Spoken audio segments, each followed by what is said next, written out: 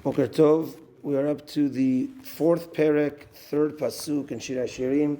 Kechut Hashani siftotayich umitbarech nave kefelach harimon rakatech mibad letzamatech.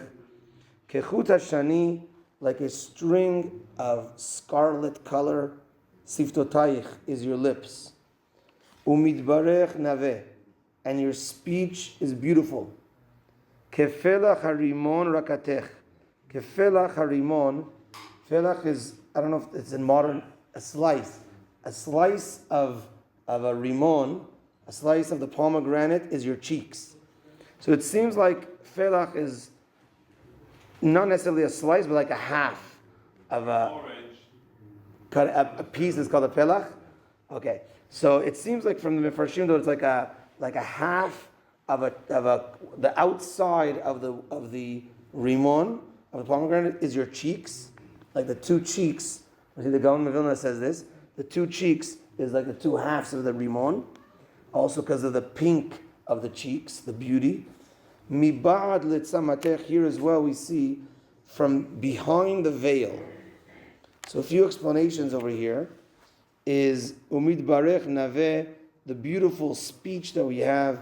Rashi explains is that we are people that we are shomer havtachatam. What we say is what we do. We said naaseh v'nishma, and we carry through. Kefelach harimon rakatech. From here is the famous derasha, the Gemara Masechet Ta'anit, that kefelach harimon rakatech. Rakatech, it means cheeks, but rakatech can also mean rek, empty. That even the empty Jews are like a rimon, are full of mitzvot like a pomegranate. That's what we learn from these words, a hint from these words. Also, kefelach harimon, we said, is the cheeks, which is on the head, and the rimon represents mitzvot, many mitzvot. That means our head is always thinking about mitzvot. And with this last piece of behind the veil, this is also that we do the mitzvot even in private. We're not people that just does the mitzvot because other people see, but even when we're in our private setting, we do the mitzvot, we do brachot, we do birkat hamazon, we eat kosher in private, we do the mitzvot in private as well.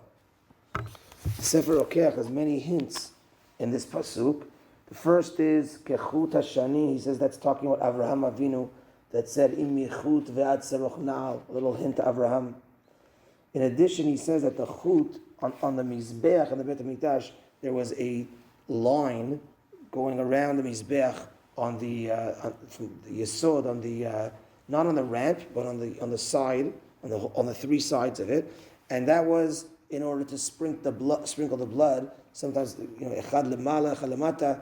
So that was on the parochet, but there was also times that you would sprinkle blood above the line or below the chut, and that's the chut hashani. That was the redness of the blood. So a hint here as well to the mizbeach.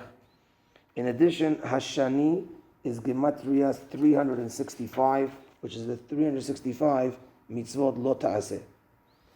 Also, Hashani is the word Veshinantam, and Siftotayich are the lips. So this is the lips of Torah, and the Gematria of Siftotayich is Mikra, Mishnah, Talmud. Siftotayich, your lips, is the same numerical value as Mikra, Pesukim, Mishnah, and Talmud. Unbelievable.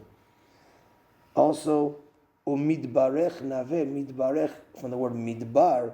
The midbar was beautiful when Bnei Israel camped in the midbar with the degalim, and the way they would camp is that each door was not in front of their neighbor's door. No one was able to see inside the other one, very private, a bit tzniut.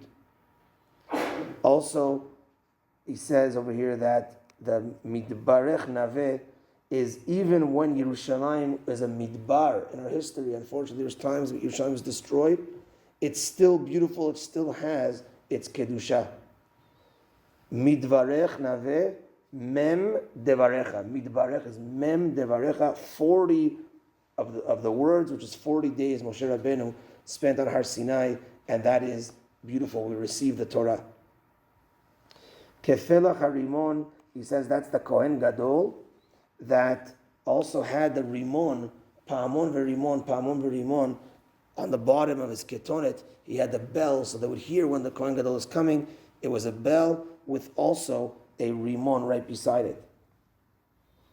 So, and he says the word felach is gematria Kohen Gadol. Also, the Kohen Hediot wore 4 begadim. The Kohen Gadol wore 8 begadim.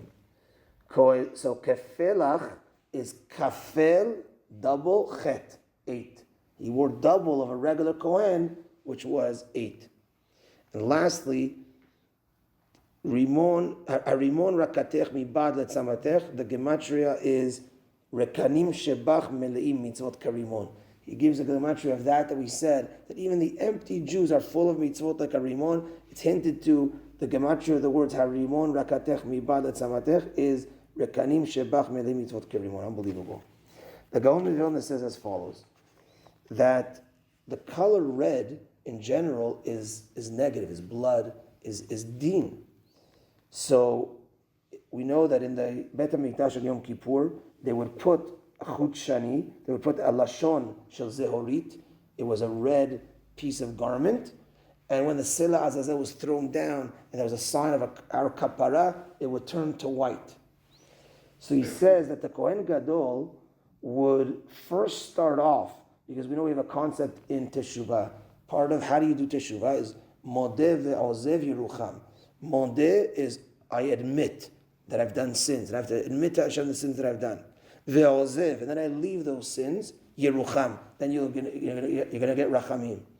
So too the Kohen Gadol, when he prays to Hashem, it starts off red, ends up white. It looks negative. He says, Ana Hashem, chata amazeh.